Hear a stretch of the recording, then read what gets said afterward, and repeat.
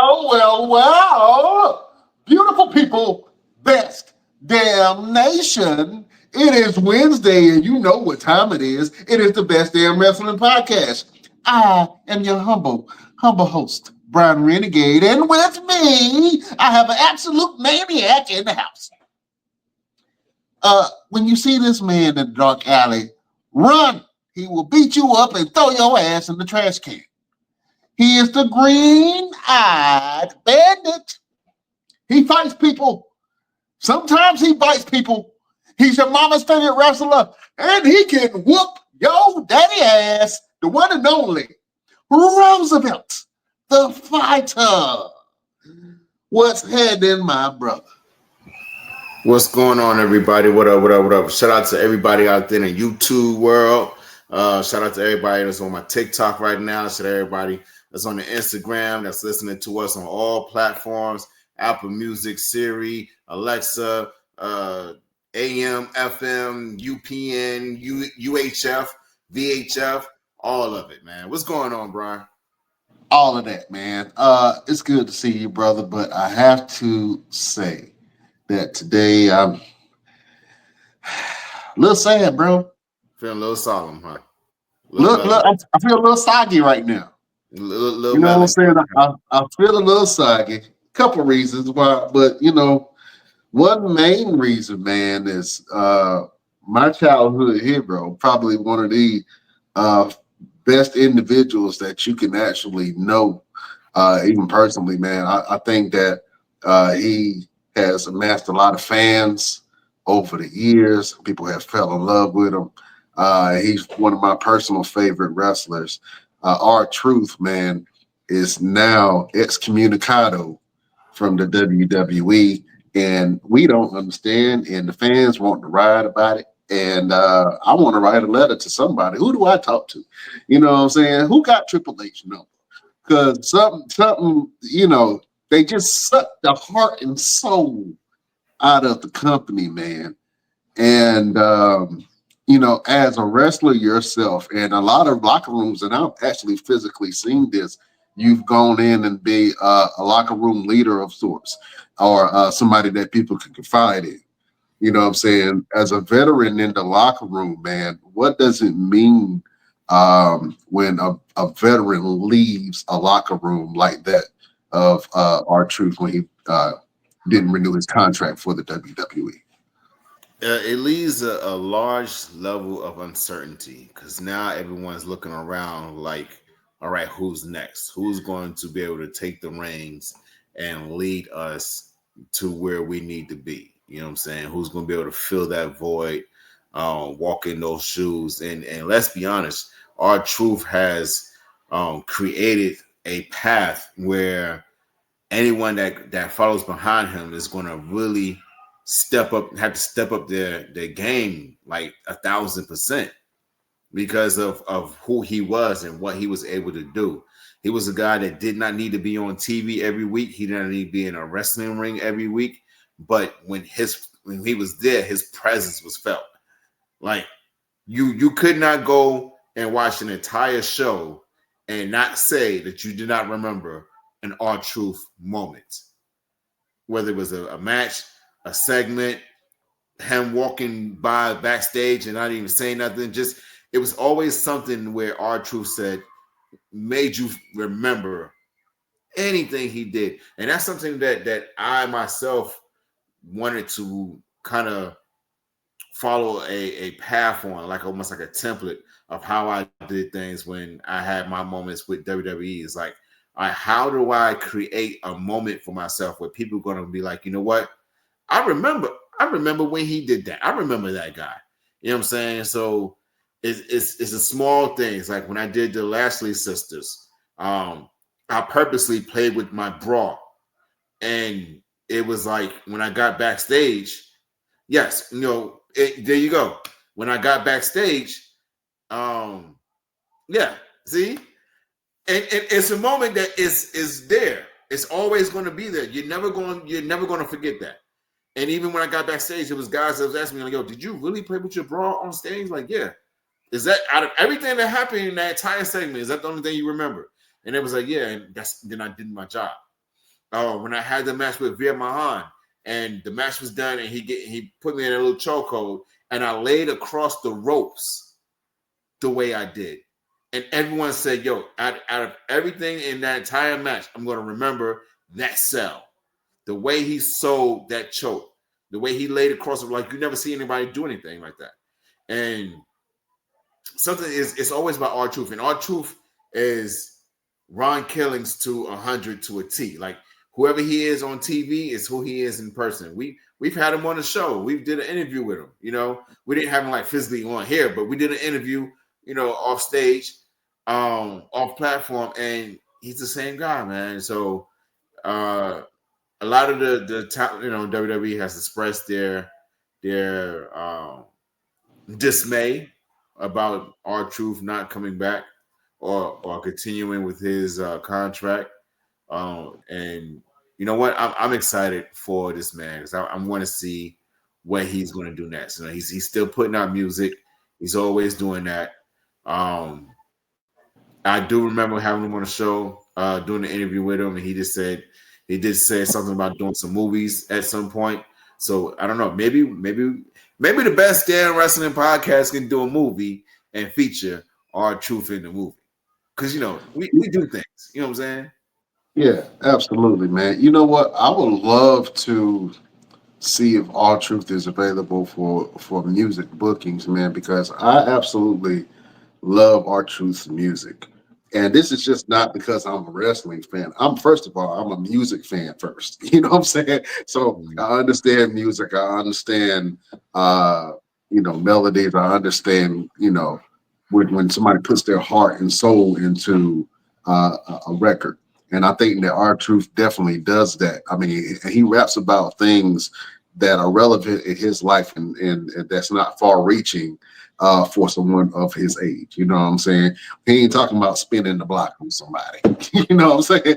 He ain't talking about the Glock with the switch on it. He ain't talking about all that. You know what I'm saying? He talking about real stuff. And I think that, since my hip hop palette has grown and I do not like the fast food stuff, R-Truth definitely is giving you Thanksgiving vibes with his music, man. And he spans across different genres of music from the Southern soul kind of line dancing to, more thought-provoking tracks. And so, if you have an opportunity, go check out Ron Killings' music or at Ron Killings One on Instagram, man, and see what he got, man, because he definitely got some hot tracks. And I've definitely used a couple of his songs for a couple of things. But yeah, man, R-Truth is definitely a legend. And I think that WWE definitely fumbled the ball with letting R-Truth go. You know what? Let's revisit the past a little bit. I got a couple of clips, man, from the interview that we did with R-Truth, you and G Money. So let's take a look at some of these clips from R-Truth, man, and just see what the truth got going on. It just gives me that energy, man, to keep doing what I'm doing. It gives me that confirmation that what I've done, what I'm doing is right. I'm doing what I'm supposed to be doing. It fuels my fire, bro. That's all it does to me. Bro, I remember, like, you starting out, it's one thing that you're as entertaining as you are, but at the time you were one of the absolute most athletic people we've ever seen. When you hit moves and you're spinning, you know, Yeah. like how? Like, I mean, like what type of training did you have in the beginning, like before you started wrestling? Because you do a lot of things that people still can't do half your age. Yeah, man, that's a blessing of God. Though. I believe it. I just think it. I do it. I just Coach your instinct. Yeah. That's what it is. coach your instinct. Coach your instinct. That's it. I like that. Right. We'll hear about making stuff your own. Instinct, like Absolutely just do that. doing it without instinct. I know you talking about draws earlier. I didn't know. What? You was talking about like, draws. No, y'all talk about draws. You was talking about Y'all draws. talk about not wearing draws, and y'all talk about like not washing with wash rags Run the and tape stuff back. like that. Run Let the me tape ask you this, and I told you I wouldn't do this. Do y'all use baby wipes? I got some in the car. I got dude wipes in the car. Absolutely. You do use? Okay. wipes. Do you use them? Use them at home, right? Do you use them when you're away from home? Absolutely. That's the That's main all reason I why I got want to. know. Yeah, you have to. Look, real quick, we know you should be coming off an injury real soon. Yeah. You do. I thought that was such a funny conversation, man. He was asking some very thought provoking but simple hygiene questions. You know what I'm saying? Like, do you guys use wet wipes? And he was asking because both of you and G Money are wrestlers, and so he knows what it's like to be on the road and driving for long distances, and you want to be fresh down there. You know what I'm saying? So, dude wipes is the way to go. But he gave a very great interview, man, and there was a lot of things that he said about his music career that he really wanted to take off. You know what I'm saying? I really believe that he believes in his music. And I think that he will be great wherever he goes, man. So shout out Truth, man. Absolutely. I definitely want to reach out to his music manager, Jay Trax. I did talk to him one time before about coming on the show. This is a greater time than any to get Jay Trax, and we can talk to him, and let's see if we can get our truth on the show. So, ladies and gentlemen, make sure y'all tune in every week because we always got surprises coming up, man. Absolutely, man. Matter of fact, let's go back to that same interview real quick, man, if we can. About 3 minutes. This was a great clip, and I think it explained a couple things. So let's revisit that interview that you had with our truth. So it was a small EP we did. We got a bunch of good songs, man, but Legacy, what went into it is pretty much it says a lot. It's one of my more. I feel that song more than the one we did. Man, video was like, oh my God, it took us a whole almost a day and a half to shoot the video. Really?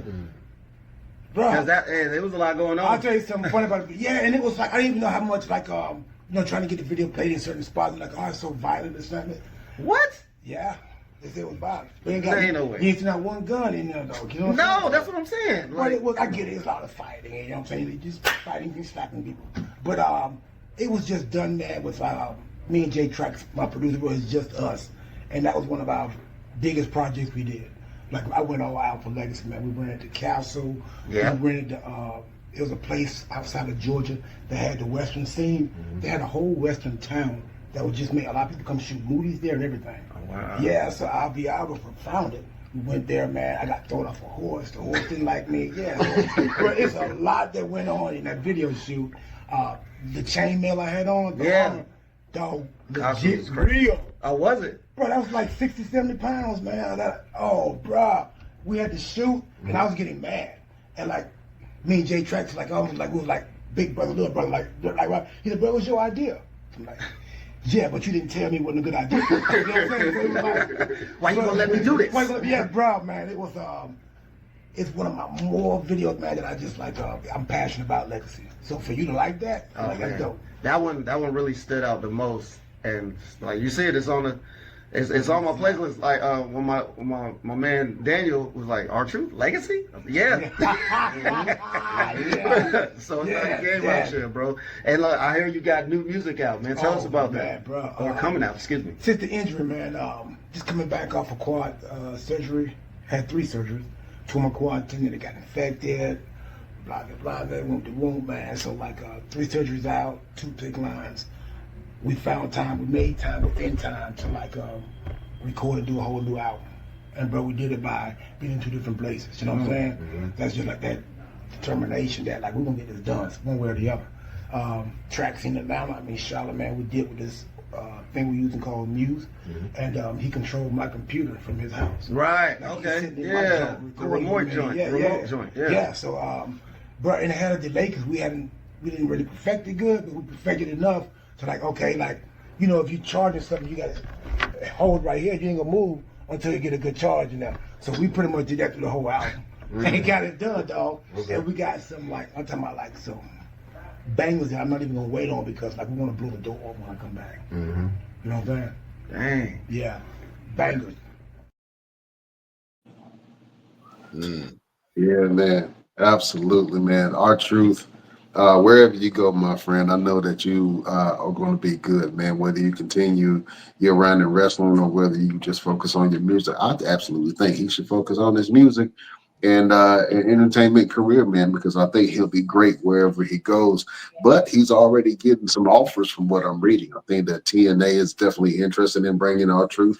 I think R-Truth will be a great fit there, especially with Santino Barella and his character and some of the more comedic characters that TNA has. So I think it's definitely a place for him there. I don't really see a place for him in AEW like that. No, Uh, no. I don't see that fit. You know what I'm saying? And I don't even know if he wants to continue to wrestle. Because to be honest with you, how old is R-Truth? Truth is 54, maybe? yeah, 55. 54. He is in phenomenal shape.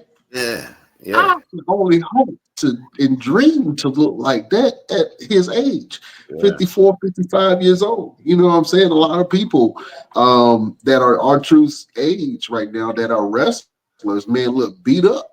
Straight Mhm. up. Like, so they walking with limps and they all gray and hairy and fat. And so R-Truth to be at the age that he is, um, you know, he got some good genes, man. But he said, black don't crack. You know what I'm saying? But shout out to Chartreuse, man. You know what I'm saying? But at 54, 55 years old, man, he is still absolutely a star.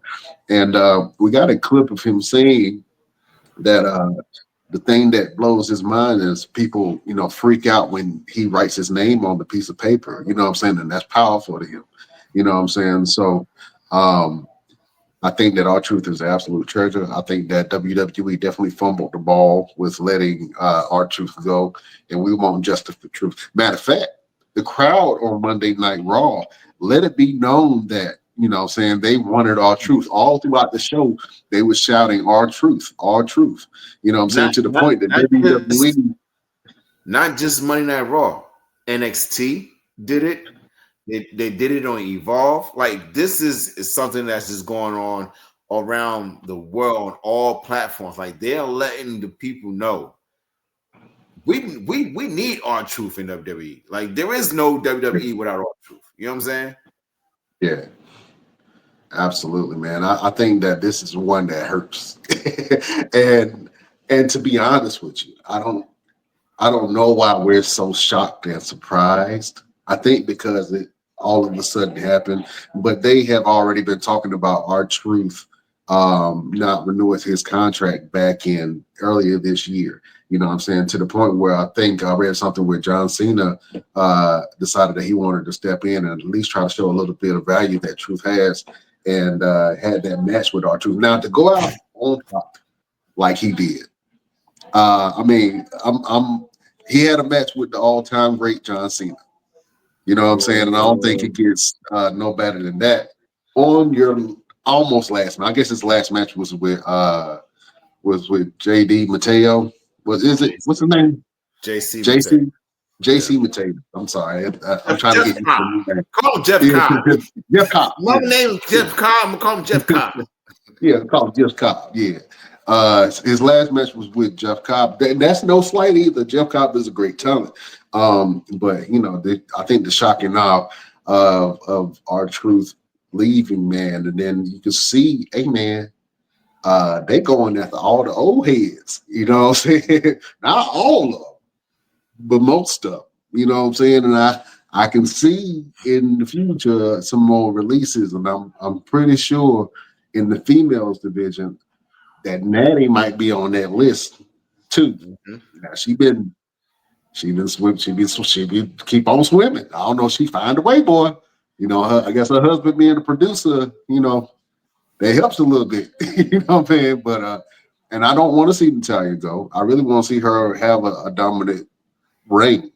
But them releasing R-Truth just lets me know the state of WWE and where we are right now as far as talent and how talent is viewed. And I think that they want to bring up some of this younger talent that's on the roster, and they need to make some room. So some of these people who have $1 million price caps and all that stuff, they had to get rid of some. They had to they had to clear it out. You know what I'm saying? I hate to say it.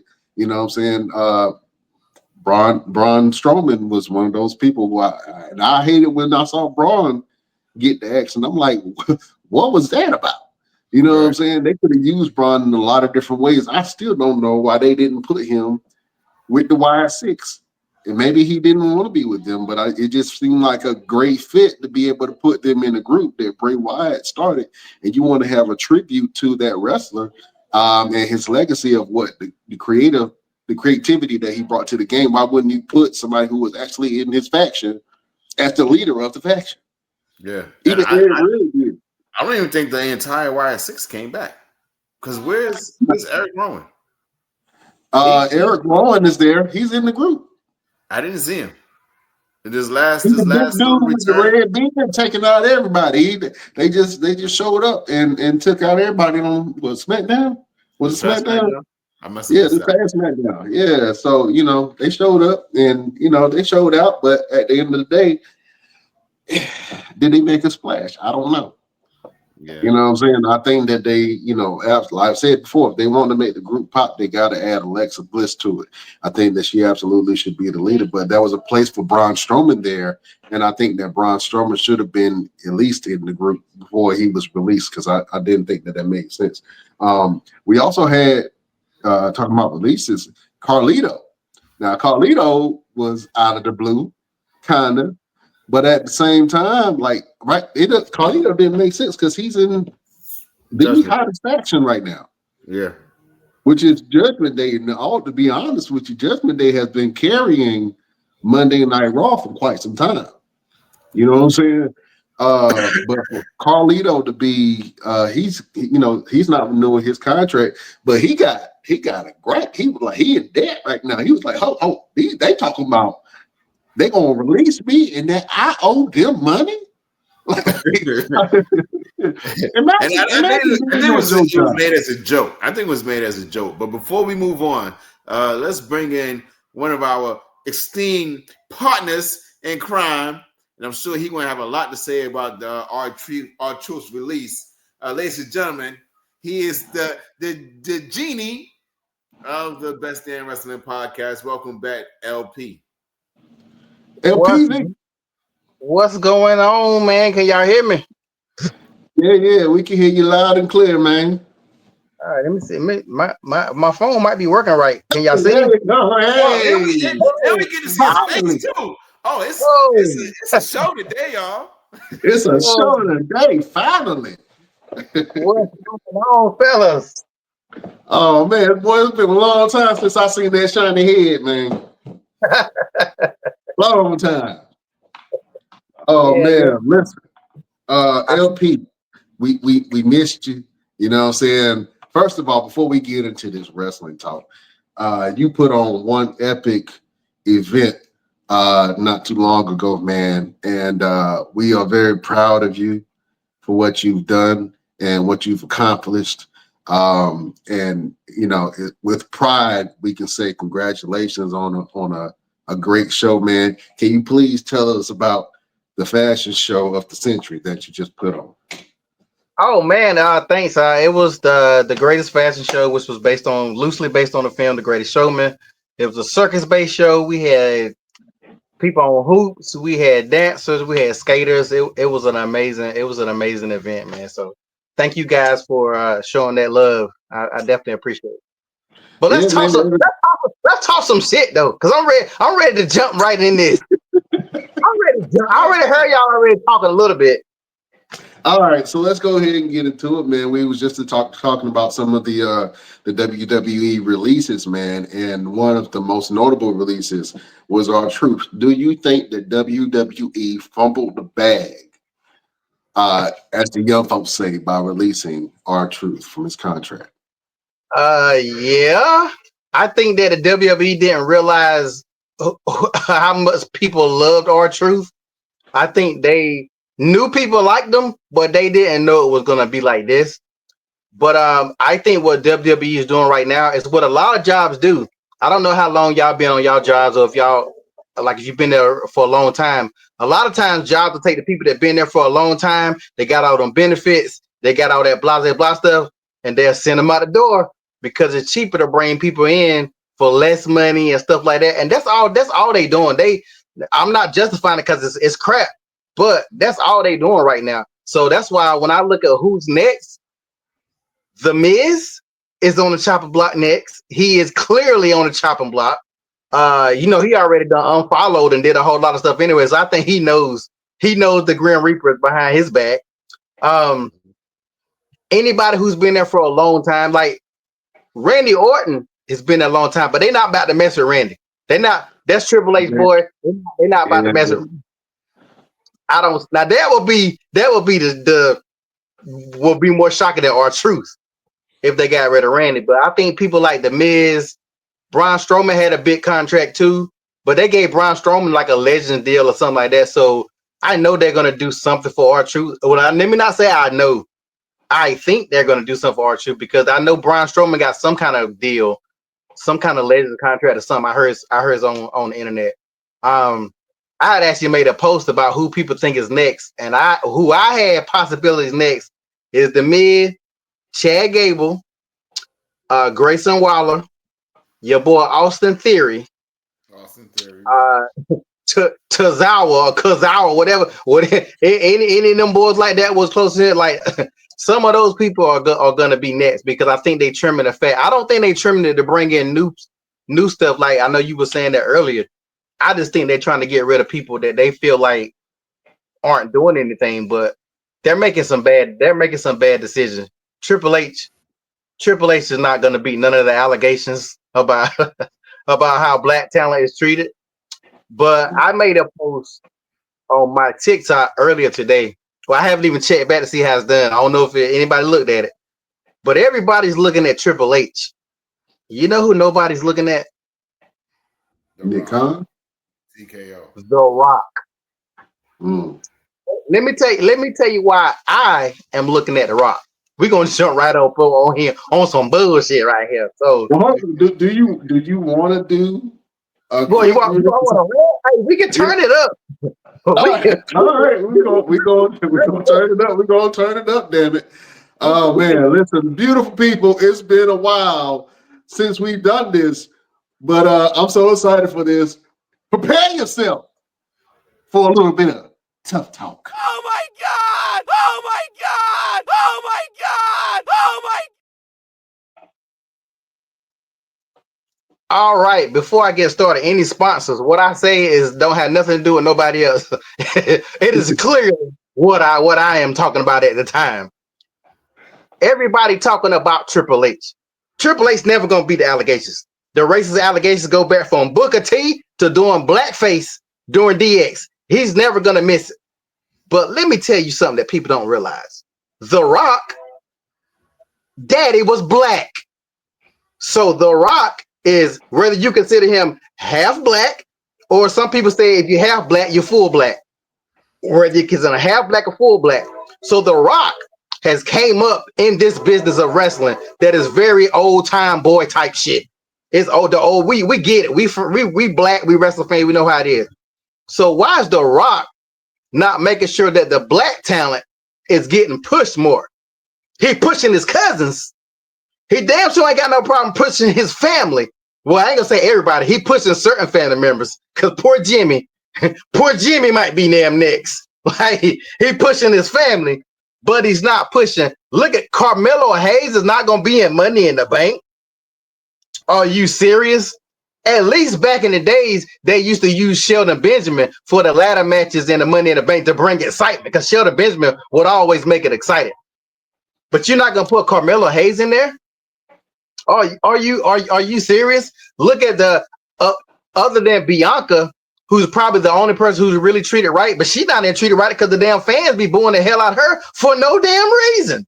Like for no reason. But to get back to The Rock, why is The Rock not making sure that the black talent aren't going through some of the things that I know he went through? I know he want to claim he's Samoan, but I bet you they don't call him a nigga a couple times behind his back. His daddy's black. So half black or full black, The Rock is not just Samoan. Everybody want to keep looking past his blackness and just say, he's Samoan. Matter of fact, I think we had spoken about this before. I have never seen footage of The Rock calling himself a black man. If you got it, please post it and share it. But I'm 47 years old, and I've never seen The Rock call himself black. So maybe The Rock feel like, I ain't got to worry about them guys over there. But Triple H has power. But who has more power than Triple H? The Rock. The Rock has way more power, and he can do way more for those black wrestlers and get them pushed correctly or step in and do something. The Rock could have stepped in and said, give R-Truth what he wants. We not about to get rid of R-Truth. Probably outside of Booker T, one of the top 4 black stars we've had in WWE, when you really think about it. R-Truth is probably like right up there under Booker T, like giving opportunities and giving chances. And even with Booker T, they gave him the world belt, but they never gave him the main belt. Let's talk about it. They gave him that secondary belt, but he never got the good old boys belt. Let's talk about that shit. So everybody got to look at The Rock and Triple H, because The Rock really should be, for real, The Rock really should be doing something for his people that he don't claim, but he should be doing something for black people as well. And the injustices that's going on right now with how black people are pushing WWE, it's not going anywhere. It is very obvious, what's going on. And R-Truth getting fired is really, I think, a catalyst that's going to start a whole lot of dominoes falling. I might be wrong. WWE is already not looking that good right now in general. People really just not feeling the product whatsoever. But right now, what is everybody talking about? They talking about R-Truth. They ain't talking about nothing else. They talking about you guys fired R-Truth, the heart and soul. So fuck you, Rock, until you do right by your people. Golly. That's a little bit of tough talk. Yeah, Bro, we your mentioned boy, something. LP. He came out blazing, boy.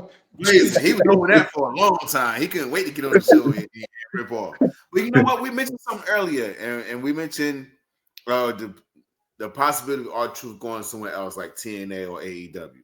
Now, here's the thing. If he goes to TNA, that's still WWE. You know what I'm saying? Yeah. And with Carlito, he just became what championship he just get with AAA? Like he just get like the main championship for AAA? Or you said Carlito? Carlito. Yeah, Carlito just won a title with AAA. When? Over the weekend, he won a championship with AAA over the weekend. Yes. Carlito or Bantingo? Carlito. They had a 90-day clause? They don't got a 90-day clause no more? AAA, they own AAA. WWE has AAA too. Oh. Yeah. So, you know what I'm saying? Because this weekend they have the Worlds Collide, AAA versus NXT. So they still under some kind of contract with WWE.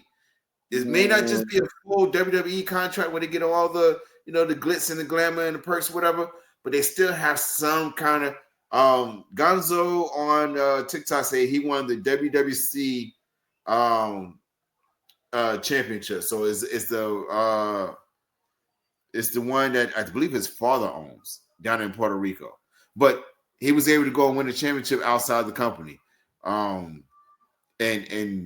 walk around with that title now around his waist. So could that be something where he knew he was getting ready to go home from WWE and say, you know what, let me go on down here and give me a championship and get on some shows and stack up some money. But at the end of the day, these guys are still going to have some kind of job, some kind of way. Yeah, they're going to hit the indie circuit doing autographs and stuff like that, but they're still not going to make that WWE money. Well, let's talk about that, because it feels almost like the days of old in the early 2000s, man, where WWE was owning and running everything. Now, mind you, there has been a slew of wrestling promotions through Roosevelt, man, and just me all of a sudden paying attention. There have been a lot of independent wrestling companies that have popped up and grew within the last 10 years. And they are everywhere. And a lot of promotions are not afraid to say, hey, we are a wrestling promotion too. We have these talent, and now talent from AEW, TNA, wherever, they're being shown on these local shows, which I have an appreciation for because they still getting their money some way. But the WWE, not only is it one of the, not one of it, well, not only is it the largest wrestling company, but they also own AAA. They have partnerships, ownership partnership. It feels like ownership partnership, but I'm not sure what the contract is. But they have partnerships with TNA, and then other wrestling promotions. They have WWEID, so they're digging and reaching out to the indie circuit. And they're bringing in AEW talent. It almost feels like they are a money-hungry powerhouse, and the bottom line is the budget. Do you think that WWE still has that heart and soul, or do you think they are more money focused? Because I've seen reports that since TKO has taken over WWE, they've had some extreme highs, but they are still bleeding in the pockets a little bit. So I guess that's why they went back to Vegas, so that they can have one of the large draws. And to be honest with you, ticket prices are insane. Yeah. Yeah. Ticket price. When I look at the ticket price, I don't even want to go. And I got the money. I'm just like, do I really want to pay $200-300 to sit in the upper? Over so high, you gotta watch TV. You can watch it at the house. I really want to pay that. I got to watch the whole time. If I got to watch the Titantron the whole time, I might as well stay at home. You know what I'm saying? And you and I just went to Vegas for WrestleMania, and we did not even go to the Staples Center. We went right there to the Palms, right in our hotel. We didn't even go far. We went right downstairs to the watch party and enjoyed ourselves more at the watch party than we would have done at the arena, because we were right there in front of a TV. We had several TVs available to us. We had WWE, TNA, and AEW stars around. We got a chance to chop it up with a couple of them. So it's like, but we had those perks. It may not be available to a lot of people. We had those perks, but again, no one really wants to spend all that money when they can sit at home with a big screen TV and watch it at home. Exactly. And so I feel like it's going to go back to a pay-per-view type of thing, because people are going to realize, I'm not spending $300-400 to sit way up in the seats where I can't even see the TV half the time, let alone see the ants that's running around in the ring. So then TKO is going to catch on and like, you know what, we need to take this back to a pay-per-view where you have to pay. Like, great, we got a deal with Peacock, but you have to pay us for these shows. The average ticket for WWE is over $100. Now think about every concert that you've ever been to. You know what I'm saying? I don't know nobody that I would pay over $100 to go see. And maybe it's just me, and I'm a music fan, but I'm not paying $800 to $1,500 to go see Beyonce. I seen Beyonce live. She has a great performance. I seen her in Raleigh. She was outside. She was controlling the weather. It was crazy. It was some witchcraft shit. But anyway, people will pay it, and people are paying to go to these shows. That's why when you see all of these WWE shows, it's like, we have a packed out, sold out crowd. We've broken records in this building. We've broken records. Yeah, you're breaking records because your tickets are $150 to $200 for the nosebleeds. The nosebleed. If you want to get anywhere camera side, you're going to pay upwards of about $400 to about $1,500. If you want to sit in the front, forget about it. That's about 4,000. It's about 4,000 to sit in those real good seats. But I think the problem is, we say it's outrageous, and it is, but it ain't no empty seats. As long as people paying it, they gonna keep doing it. That's why, like, as fans, we got more power than people realize. But if we not doing anything about it, like, I see people complain about stuff all day long. But if you, like me personally, I haven't watched a full show since the first episode of Netflix. And when they lost me then, I just watched clips and I watched highlights. But That's how you heard them, because I've also seen that, when they said they were going to Netflix, it was going to be more edgier, and if we were going to get an attitude era back, they ain't been doing nothing on Netflix. Like, they have really not been utilizing it at all. And the ratings for on Netflix, they thought it was going to skyrocket. It hasn't. And I take that back to that very first show. I told you that very first show on Netflix, they should have had a great show to make people be like, damn, I ain't watched wrestling in years. I'm about to start back watching. What did they do? They brought out Hulk Hogan. they brought out Hulk Hogan, and what was everybody talking about the next day? The Hulk Hogan, they getting booed. Want nobody talking about it. So right there, they messed up right there. So now all this stuff they doing now, it's only getting worse. And everybody's blaming TKO, but TKO is a big part of it. But TKO is a corporation and business, so they don't care about the people themselves. Like, they don't look at that ring. Look at all them logos and stuff in the ring. I ain't gonna lie, I don't know about y'all, but I hate that. I hate looking at all the logos all over the ring and stuff, man. It just looks it's so distracting. I guess because we probably used to never having to see that before, and now, like I said, this is something else y'all added to it. But if people stop watching and stop showing up, that's the only way it's going to change. The longer people paying them, putting their house on mortgage. Like, I've seen people talking about they took a mortgage on their house. There ain't a wrestler alive that I like that damn much. I'm gonna tell you that right now. But you got diehard people that do stuff like that. So they don't care how you do it, long as you in them seats. I'll tell you what. Absolutely. When the next match I have on WWE, I better see a whole slew of people putting a new mortgage in their house to come watch me wrestle. I don't give a damn if it's a 5-minute match or a 20-minute match. I want to hear people say, "Man, I went and put a lien on my car so I go see Roosevelt in the middle of a WWE ring." Damn it! See, you represent the problem, sir. That right there. You represent the problem. I'm trying to better my problems. I think at the end of the day, you can't please everybody. And I think that with TKO at the helm, they don't care about nothing other than, hey man, are you turning the profit? Where's the money?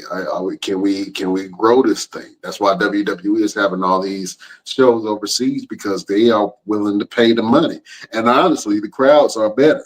You know what I'm saying? Overseas. You know what I'm saying? But I think that goes to my question. Do you think that the company is more focused on money and profits than what the fans think and care about? Or do you think that they ride in that line? I'm gonna ask that question to LP. Oh yeah, right now it's all about the money. That's all they care about. They don't care about people. Just like most corporations, they don't care about people. They care about the money. But just like most corporations, you don't realize that the people is when the people are happy, then they're going to spend money. When the people aren't happy, eventually they're not going to spend money. Just like y'all pay-per-views not up, but y'all viewership not up. And even if you pay attention, like I think somebody said this recently on a thing where even when Triple H is doing an interview or people doing an interview, all they do is talk about money. Oh, they talk about the gates and they talk about the blah blah blah. Don't nobody care about that. People want to see a good show. So if they're not, if I'm going to mortgage I'm gonna put a lien on my car to see Roosevelt in the ring. I don't want to see Roosevelt get killed in 2 seconds. I want to see a damn match. So if I'm gonna invest in that, like these people are investing, then give me something. Like, there are no storylines going on right now either. Like, I know people don't want no drama, but like nobody wants to watch this random people wrestle without some kind of storyline. Like Seth Rollins in this group. What is the why? Like Paul Heyman don't make no sense being with Seth. Why? It don't make no, like, this stuff they're doing don't make no sense. So it's all about the money, but they're gonna start losing money and more wrestlers are gonna start losing their jobs. Yeah, I can definitely see that. Roosevelt, do you think that the trajectory that the WWE is on is the right path for them, or do you think that they should really focus more on the drawing aspects of the wrestling business, meaning the storylines, breaking up some of this new talent, or do you think they should really focus on growing the business and the revenue, like these wrestling shows? I think if they push the storylines and work with the talent, that's going to help them grow more revenue. That's going to help them grow their business. Just saying, you know what, we're going to get rid of this one, get rid of that one, and then, like as you see, the backlash with all truth is we're not going to renew his contract because he's asking for X amount of money. Give it to him. You know, look at his T-shirt sale with the whole Ron Cena. Yeah. Absolutely bananas. Look how much money he made you in one night.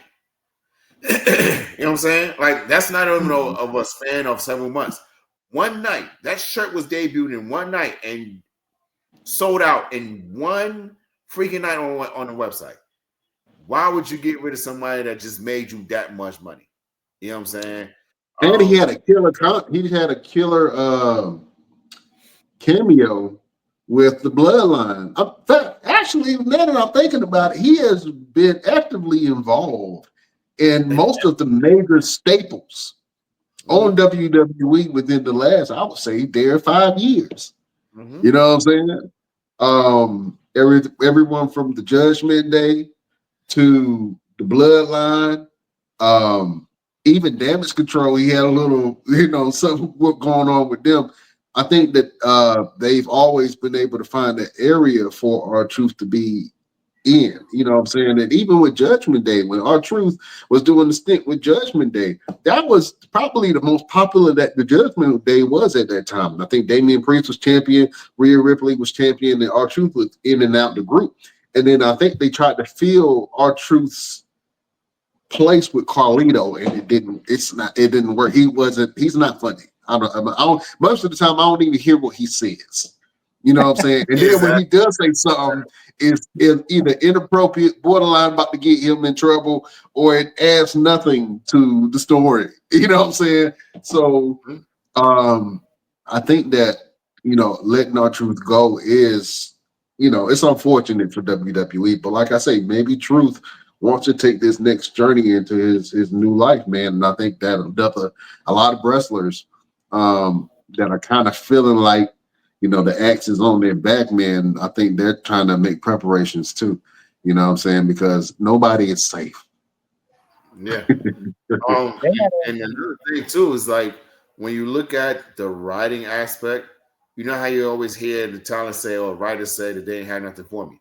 R-Truth was somebody that you never had to have anything for him. You could just put him anywhere and let him do anything. You didn't necessarily have to say, okay, we need to write this for R-Truth and put him there and he can literally walk backstage and walk up to Kathy Kelly and have a whole conversation with her, and it'd be entertaining. And it'd be more entertaining than watching a full match inside the ring. So you never really had to write anything for him. And then I watched the video, and it was something where he was doing something, and everything was just right on the cuff. Like they didn't even know what he was going to say or anything.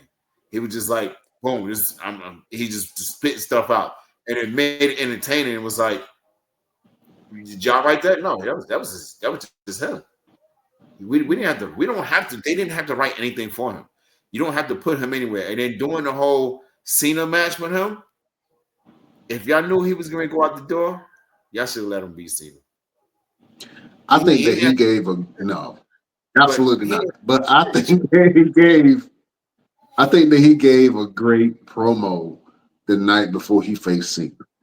And he told Cena, "I'm gonna beat the hustle, loyalty, and respect back into your ass."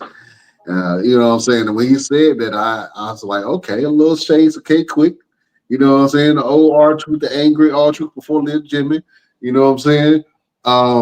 And he came out and listen, if somebody comes out and plays your character in the ring with you in the ring and gets a loud pop and reception just like it would have been you, that is genius. You know what I'm saying? Like, do you know how hard that is to come into the ring dressed as somebody else and actually pull it off, doing his moves and everything? And it's not the first time he's done it. Remember back when he did Ron Ziegler? Yeah. He Yeah. did he did Dolph Ziggler better than Dolph Ziggler. And people was like, "Yo, I can't believe that he pulled it off so easily." R-Truth was that guy, and so we can't wait to see what's gonna happen with him. They say that they say WWE they stop people, they stop wrestlers from like Rhea Ripley. She had a R-Truth shirt on, and she had it. You could see it on her before when she did something online or something. But when they said when it was on TV or whatever, they made her take it off. Like they were trying to, the crowd was already the crowd went in there knowing what they was gonna do. But some of the wrestlers wanted to do stuff too to pay homage to it, and WWE was like, nah, y'all can't do that. And I think what WWE need to realize, TKL, whoever is, with the internet, you hear about everything now. So when things like that, like not allowing the wrestler to wear his shirt, could be okay before when nobody knew. When you got all these wrestling channels and people talking about it, from Stevie Richards podcast to, there's 1,000 wrestling podcasts talking about stuff.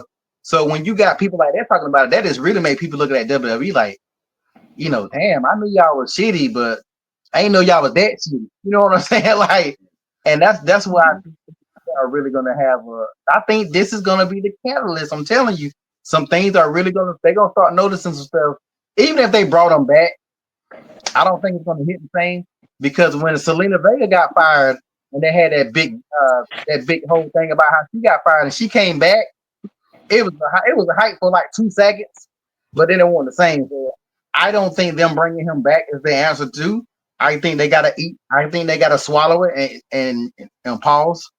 They got to take what they took, and they just they got to deal with it. And I think, I don't know what he's gonna do, but I think if you go to any other wrestling promotion, I think it should be AEW. I don't want him to be connected to WWE at all.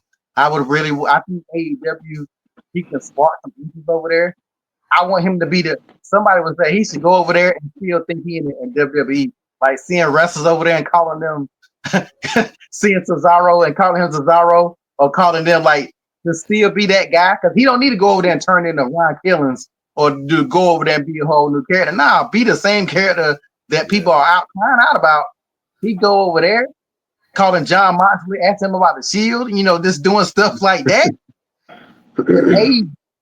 If Tony Khan don't see the opportunity in that, he's a damn fool. Because AEW really should be picking up on all this stuff right now. Because right now people not really feeling WWE, so this is a chance for them to jump back up and grab them reins, whether they do it or not. Who knows? We know what they should do, but people in the right position. Yeah. AEW was just here in Phoenix, Arizona. They had on a show here, and they did the Arena Brawl. What is it called? The Mayhem in the Arena, something like that. It's a big, massive fight or whatever. But they had a lot of AEW stars here, and to the point where I was like, maybe I should go out and interview some people. And I was like, I'm good. I'm staying in my house. I didn't even want to really go out, but and that's no slight to AEW, because they are absolutely killing it in certain segments. You know what I'm saying? Now, are they competing with WWE? No, they were alternative. They still are an alternative, but I'm not sure if the positive press around AEW is getting them to the level of where they need to be, which is direct neck and neck competition with WWE. They won't never be that. Some things are just set. WWE, nobody sent. We had the WCW that was years ago. WWE is making sure nobody gets like that. Why you think they bought TNA? Why you think they control, they monopolizing everything? They eventually probably gonna try to get AEW for real. But nobody's never gonna get that. Nobody will ever see NBA. Nobody will ever see the NFL. Nobody will ever, like, even certain places a lot. So if TNA don't try to compete, but they don't need to compete because they never can compete. It is what it is. Just work your lane. It's DC and Marvel. DC trying to catch up with Marvel. DC, do your thing. You're not gonna. Marvel had that whole lead. You're never gonna catch them. They fail trying to catch them. So don't ever try to catch them. Just if AEW keep doing what they doing, your fans are gonna watch it. Your fans might not watch it. Just like WWE. WWE is losing fans. That don't mean all the fans WWE losing is going to AEW. You still got to have a good product right there. So I think the monopolization that WWE is doing is why they're not as good, because they don't have nobody to compete against. That's why and that's why the Monday Night Wars, you got the best out of both, but you got mainly the best out of WWE, because they like, we got beat for 82 weeks straight. What is it, 84 weeks, 82 weeks? Whatever that it seemed like forever. Yeah, it definitely was a long time ago, but like since then, WWE is like, either you gonna watch it or you ain't. What else you gonna do? It's like look, I don't know how much y'all play video games. Look at 2K. Like when you want to play basketball, only game you can play is 2K. When we came up, we had Live, we had 2K, we had Double Dribble. When we had all these different options. NBA Jam. NBA Jam. These kids now, not come to football. You got Madden. We had John Elway. We had all the other Techno Bowl, Blitz. Yeah. Once everything get monopolized, either you're gonna watch it or you ain't. And that's what they know, and that's why they don't give a shit. They don't give a damn about them ticket prices. They're not gonna drop them until people stop paying them. So people gotta stop being stupid. Until people stop being stupid and paying it. Like we won't. We got to that point. We said we ain't, but we just three people. We just three men that got brains. Them other damn people who live and breathe wrestling, like they wake up in the morning and go to sleep thinking wrestling. They might sell their wives to the pimp down the street just so they can get some money to go to the next pay-per-view. So, and they know that, and Triple H knows that. The Rock knows that. You think The Rock even said when he didn't. People blaming The Rock for WrestleMania not being great. It ain't The Rock fault because he wasn't there. The product wasn't that good at all. The show WrestleMania is a 2-day event. How y'all gonna blame The Rock for the John Cena match? That was one match. What about all the rest of the shit? It's so easy to throw the blame at people, but the product itself is just not good. I think that WWE did the right thing, and especially with the Bloodline storyline, and they brought a lot of people that haven't watched wrestling in a while back to the product. I can honestly say that. I think that wrestling is still as hot as it's ever been. It is mainstream now. For a little bit, it was taboo. You know what I'm saying? It was taboo, and then it got popular, and then it got mainstream. And then they got super over with everything, and then it died down. And once it died down, it kind of slowly started creeping up. But now it's hot again because, like we said, most of the average ticket sales are between $1,000 to $1,000. You know what I'm saying? But sometimes you'll find a deal where you might get like a $60 or $80 ticket, but you're gonna be at the top of on the roof. You know what I'm saying? So, but people will still continue to go. Wrestlers are stars. You know what I'm saying? And they are crossover stars they are walking, a walking marketing tool, right? And best wrestlers know how to market themselves as a business so that other businesses want to do business with them. That's how you become an effective celebrity wrestler. You know what I'm saying? Where people want to buy into your brand, and then you can start doing appearances and all that stuff. But right now, man, WWE is at the top. At the top of this game. I'm pretty sure they're going to change some things around. I know a lot of people were upset that WrestleMania moved from New Orleans to Vegas again. But that was a money move. TKO runs a lot of their promotions out there, especially UFC. Is Power Slap with? Yeah, that's I guess Power Slap too. Yeah. So a lot of the sports that is. Speaking of Slap, real quick, let's give a quick shout out to Dante Smiley. He was on the show. he got signed to Power Slap. So shout out to Dante Smiley on his contract with Power Slap. Absolutely. Shout out to Dante Smiley, man. I hope you slap the hell out of somebody. I'm waiting to see it. Waiting to see it, man. But yeah, man, as long as the profits are rolling in and as long as they can remain at least above the red line, I think that, they're definitely going to push more products on people. Because at the end of the day, it's all about selling something. You know what I'm saying? We might not like the logos on the ring and stuff, but the reality is a lot of the local, not the local store, but the indie circuits, a lot of them are starting to do the same thing and putting companies' logos and sponsor logos on the ring and stuff. So it's becoming a main practice in the wrestling business right now. And I think that the WWE and AEW both open up lanes for a lot of people to be able to make money, even when they are no longer with the company. So we'll see how it plays out. But, it is what it is, man. Hey, y'all two didn't never y'all think y'all sleep.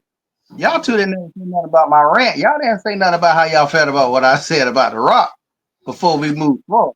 Well, it would be ill-gotten for me to speak on the greatest of all time, the man who shares my birthday, May 2nd, Dwayne "The Rock" Johnson, one of the greatest superstars of all time. But I'm gonna be honest with you. I don't like the Final Boss Rock. I don't like this nigga. I love Dwayne "The Rock" Johnson, but Final Boss, I don't know. This is Hollywood Rock at its finest. You know what I'm saying? The crazy part is, I know we haven't even. This is how. What do you call this? Desensitized we are to mainstream hip hop, rap, pop, integrated into wrestling. We not even mad that Travis Scott came down and got involved into this match. Who is I was cursing at my TV the whole entire time. Like, I was like, "What the? Why are you here?" And they talking about he trying to work on having a match. Man, Travis Scott is the size of Rome. He talking about he gonna get in the damn. They can have a light heavyweight championship. Travis Scott light his chest up. I hope they chop all skin off his chest. Man, I was so upset. We said the same thing about Bad Bunny. You know what I'm saying? It was like, who the hell is Bad Bunny gonna put up? Bad Bunny put on one hell of a performance, man. So Travis Scott might put on a performance. I'm not sure.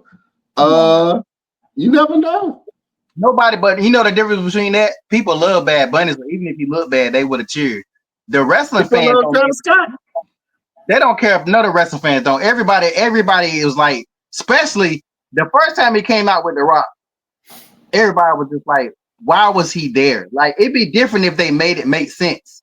He had that little belt, he just stood there, and then he ended up hurting Cody by not doing his, but it still was, why were you there? So then this time you're gonna bring him out again and not have The Rock when everybody just knew The Rock about the show. Well, that's the only reason everybody got hyped. He come bringing his damn anorexic ass down the damn ring, and once he come to the ring, but he ran like a little bitch when it was time for him to get that receipt back from Cody. I don't know if anybody caught that. But when it was time for him to take that damn punch, he took off running like a little girl. I hope they whoop his ass. Yeah, I think sometimes you can bring in celebrities and it'll work, but sometimes people don't care about celebrities. Like, I saw not one positive thing about Travis Scott either time he came. Maybe y'all might have saw a couple things, but I didn't see not one person. Even the rap community didn't give a shit. Like I told you before, that mixing stuff, it don't. Y'all were talking about, Ice Spice is gonna be, what was Ice Spice? Not Ice Spice.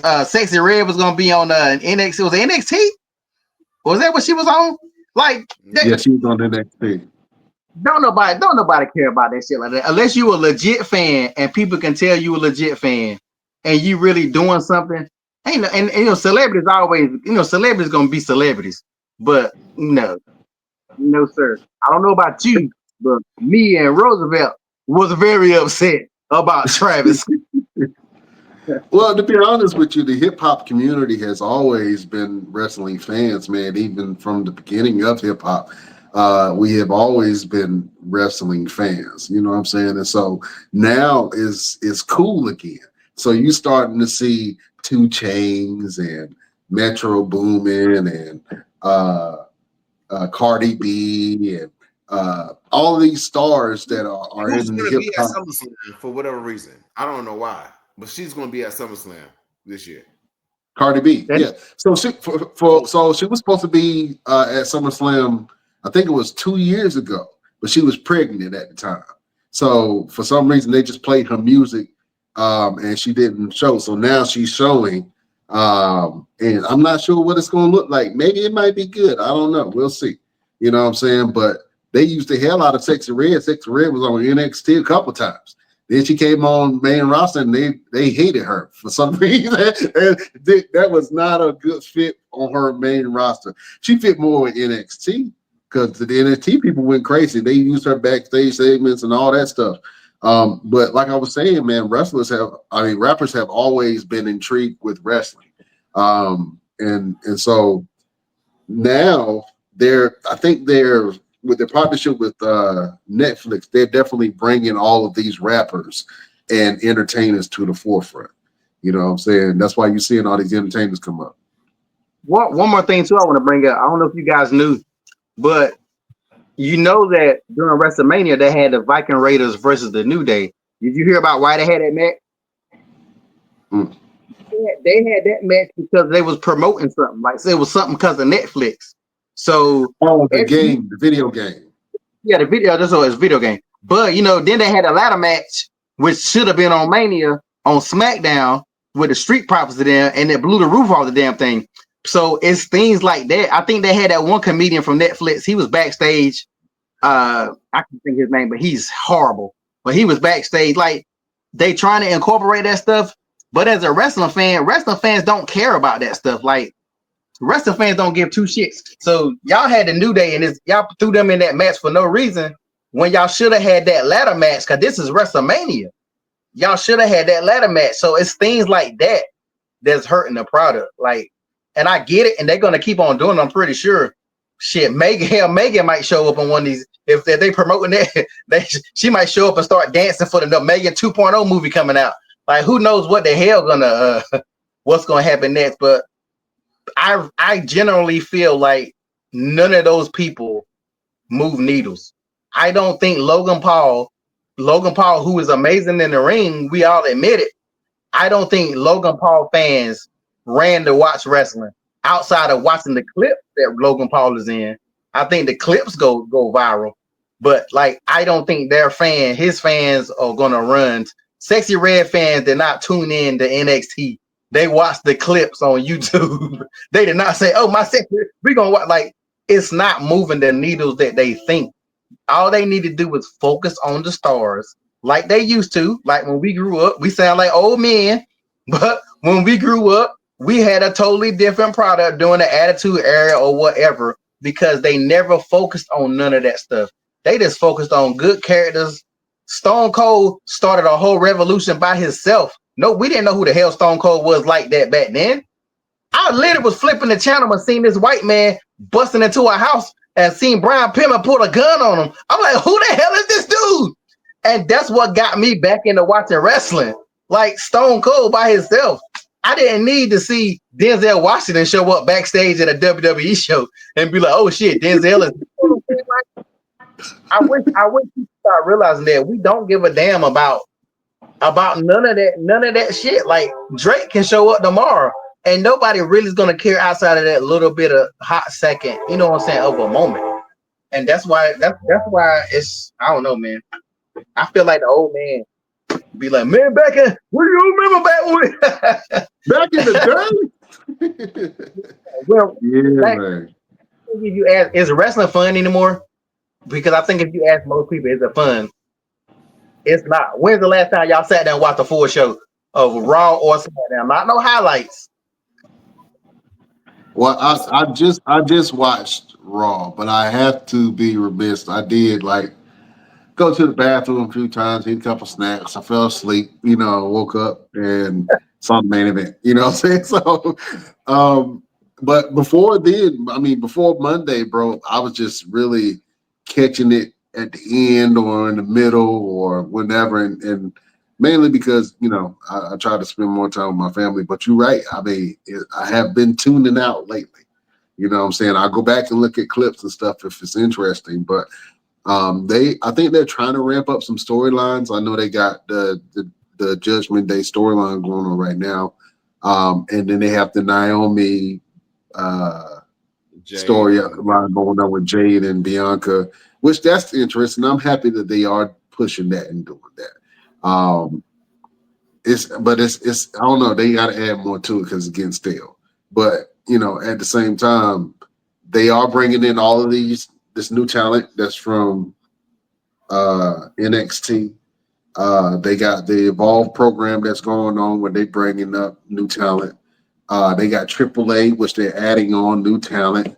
So they got a lot of things going on, and maybe they do have to trim the fat, but they had to fire our troops, and that's all I'm saying. But we're gonna see some more cuts coming up soon, man, and hopefully we don't see none of our favorites on that list. But some of the people that we saw up there on the last cuts from Dakota Kai to Braun Strowman, man, was definitely some shocks to people. But R-Truth, man, some people you just leave there, you just don't mess with them, man. R-Truth is one of those guys. So now we don't have a comedic element on the show no more. They are silencing Tozawa. R-Truth is gone. They just got rid of Carlito. Dominic Mysterio is our only truth. He's our only hope right now. Damn. You're right.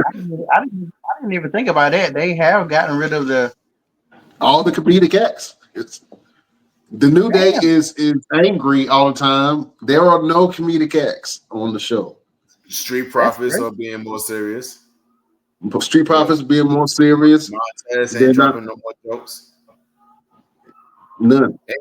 Hey, look, one of the funniest things that always comes to my mind whenever I see the Viking Raiders is when Montez used to be like, she likes Ibar and not Eric. When he talking about how one of the women was in love with Ibar, nobody paid any attention to Eric. That was one of the funniest things, and that it runs through my mind every time I see them. I'm like, damn, they still don't like your ass, bro. They'd rather watch Ibar. They don't even got a color commentary and somebody doing commentary. I mean, I guess if you count Pat McAfee, but he ain't funny. Like they don't even. I think Corey Graves was a lot funnier than Pat McAfee. Like, yeah, y'all know I despise Pat McAfee, but like, yeah, you're right. They don't even have, even in commentary, they don't even have nobody to. That's crazy. Yeah, shout out to Wade Barrett, man. I like Wade Barrett, but Wade Barrett and the other guy, I don't even know his name. The other commentator, they're too serious. And with NXT, of course, NXT has Booker T. But you're right. I think that the comedy aspect, even the small comedy aspect, is always good during the show. You know what I'm saying? Because you want to have a range of emotions during the show. Because if you see in the show and everybody mad and angry, it's like you gonna feel some type of way after you finish watching the show. You know what I'm saying? You might be ready to bust some heads. You know what I'm saying? So they need that comedic element, and I think that R-Truth being there and Carlito being there and Santino Marino being around when he was around, and all Goldust when he was doing his thing. There's a lane for that. But who do we see stepping into that lane? And I don't see anybody being that entertaining. And all the entertaining people are being put in more serious roles, like the New Day and like the Street Profits. And so you're right. There's a void that's going to be there. Somebody going to feel it. They're going to feel it with somebody other than R-Truth. But you know what I'm saying? Is laughter dead in WWE? Look at Sammy.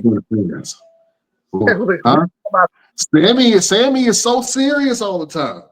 Other than him dancing and getting oozy, you know what I'm saying? Other than that, like it's like he's trying to figure out where he is in the world of the WWE right now, and he's not being funny, Sammy.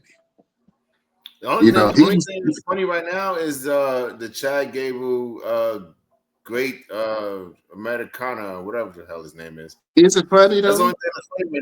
And you know what's crazy? Is the fact that this whole mask gimmick is getting over more than Chad Gable was. It is. Oh, Shorty G. Yeah, yeah. Chad Gable has definitely reinvented himself multiple times, man. And I think that the El Grande Americano character, I think it's a good character. I think it fits. I mean, it's perfect. The timing is perfect, and it kind of ushered in the AAA buying because it happened around the same time. So yeah, but he's still Chad Gable is not doing the comedic thing anymore. You know Yeah, what I'm saying? So like. he almost got killed a couple weeks ago. Like I said, Yeah, the dude he messed up that he won a power driver. yeah, What's The Penta, yeah, Penta. When Penta dropped him, yeah, Penta about killed him not too damn long ago. I still I'm think surprised they letting the Mexican destroyer go. I'm surprised they letting that move like live at all right now because it's so dangerous. Because he does it so quick and he's not always precise with it. You know what I'm saying? So well, yeah, you know it's so what? fast. That Like I move, feel like somebody is going to get hurt. that move is not always on. It's not on him though. The move is on the person that's taking it. You have to backflip your body into it. So he's giving you the illusion that he's performing the maneuver, but it's actually you that's doing it. You know, the one that's taking it. Because once he jumps and he flips over, he's just doing a sunset flip. So naturally, if he doesn't hook onto you, if you don't hook onto him, he's just doing a sunset flip and going into a pin. You're actually flipping your body over, and you have to land correctly. So it's not even on him; it's on the individual that's taking the move. Yeah, but I don't trust everybody to take that bump. You know what I'm saying? If somebody gonna end up, God forbid, I ain't even gonna put that in the air. But yeah, I'm surprised they letting that go. But anyway, fellas, real quick, let's talk about Money in the Bank before we go ahead and log off. I want to get your thoughts on some of these matches and see who you got swinging.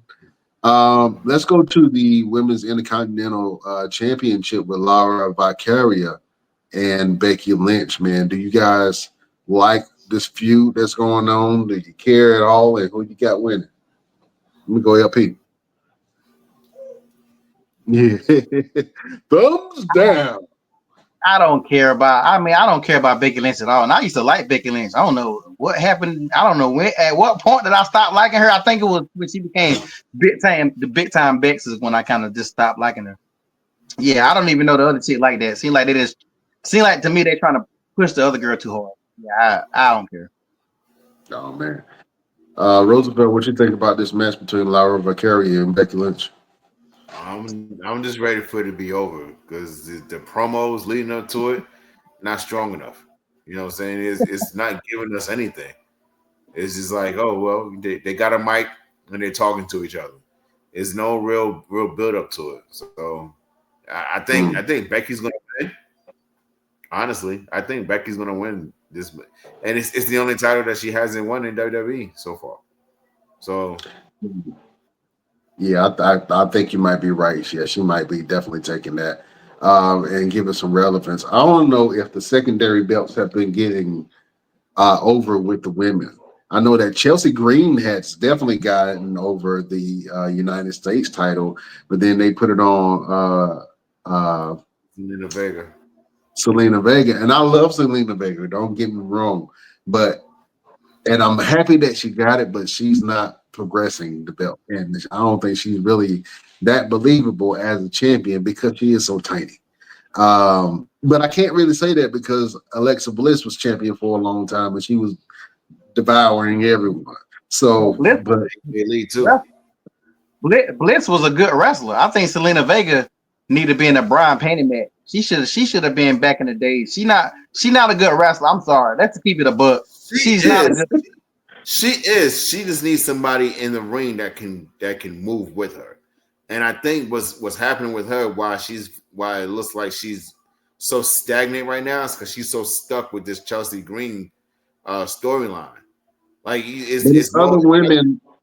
It's other women that's there on the roster. I don't Yeah. understand why they keep going to trying to build a feud if it's not there. Those types of titles, you cycle through the roster until you find a good feuding partner. That's what makes sense to me because you're giving people opportunities. Make those belts fighting belts. I don't want to see the same people fight every week on the same. Zelina Vega got to fight a whole faction of Secret Hervis, whatever their name is. You know what I'm saying? Give some of these other people opportunities to shine, make it interesting. With this match for Lyra Valkyria and Becky Lynch, I'm gonna go Becky Lynch. But I think that Zelina Vega will lose her belt soon enough. I don't know to who. We'll see. Let's go to the women's Money in the Bank match.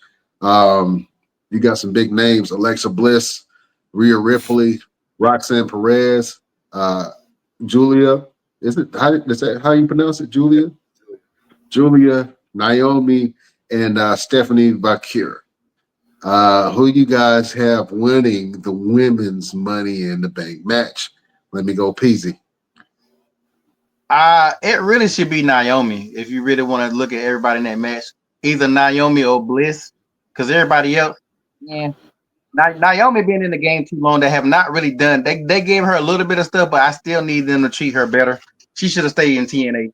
But I think if they give it to her, she can. I think she can do better. She deserves a shot. So I say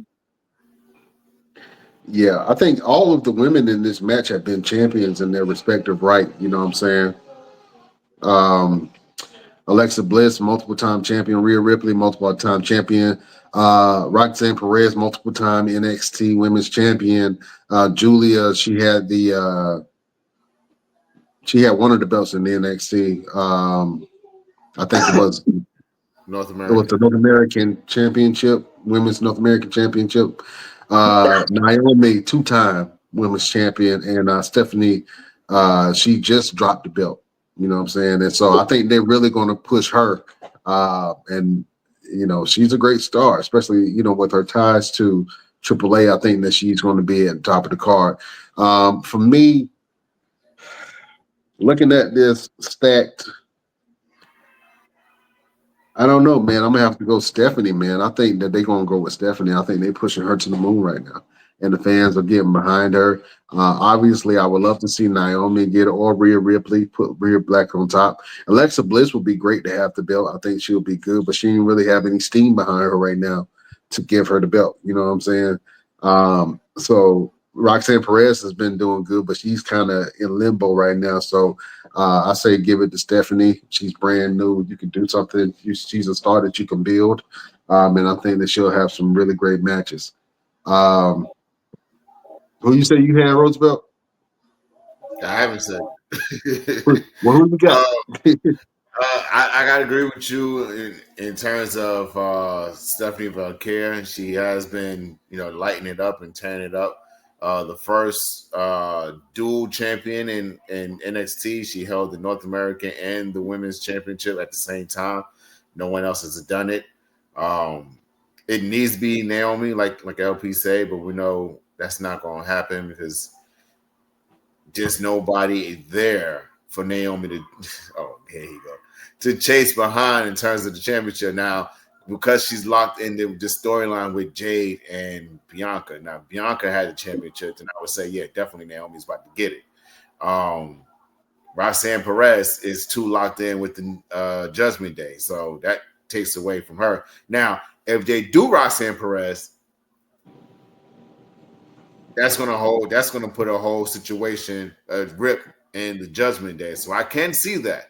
Because Liv's not going to want her to win that championship. And she already stated claim of taking that title from Io Sky, which Liv is talking about doing herself. So But at the end of the day, I got to go with Stephanie Valkyrie. You brought a good point, though. Giving it to Roxanne Perez would be months worth of storyline that they can build on. So maybe they might go that direction and pull that off. I can definitely see that happening because with Stephanie, you're going to definitely have to build her feud up and build her star because not a lot of people know who she is really, or they've seen her wrestle, but they're not fully behind her. So I think that Roxanne Perez makes the most sense storyline wise, where you can build multiple storylines off of her belt. So I can see that happening, but we shall see. Let's go to the men's Money in the Bank. Real quick, we got a comment on TikTok from Mayhem McQueen that believes that Naomi is going to win the Money in the Bank. People have been wrong before. People have been wrong before.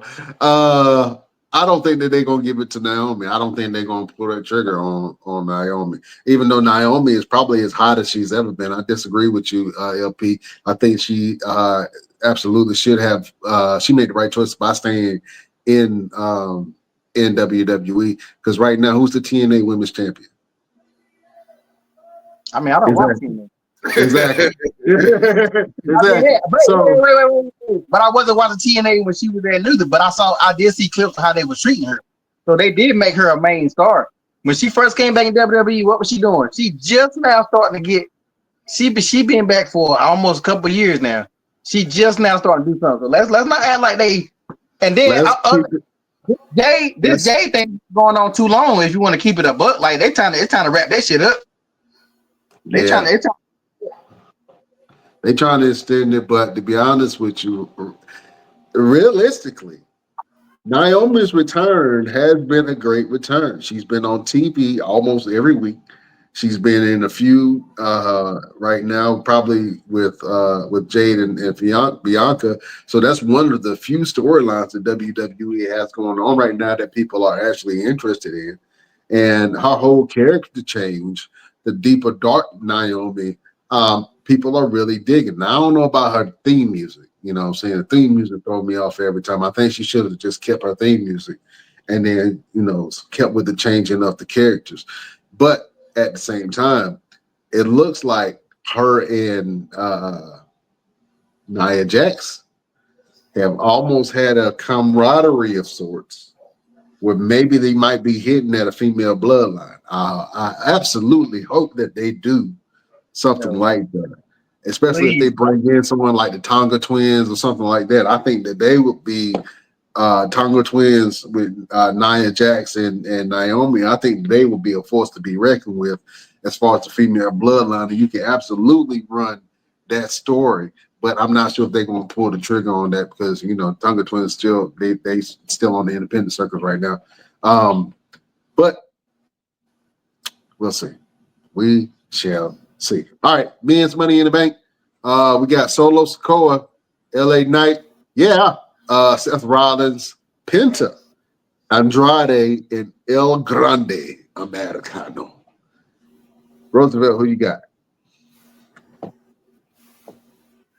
I don't even really care about the match, honestly. I don't even care who wins because it's like, for what? That's a horrible lineup. That's a horrible lineup. Yeah, it's like for what?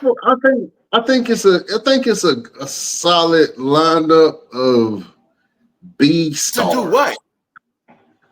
Seth Rollins is the only star in this match. I gotta go with Seth Rollins. People like Penta, people like LA Knight, people like Andrade.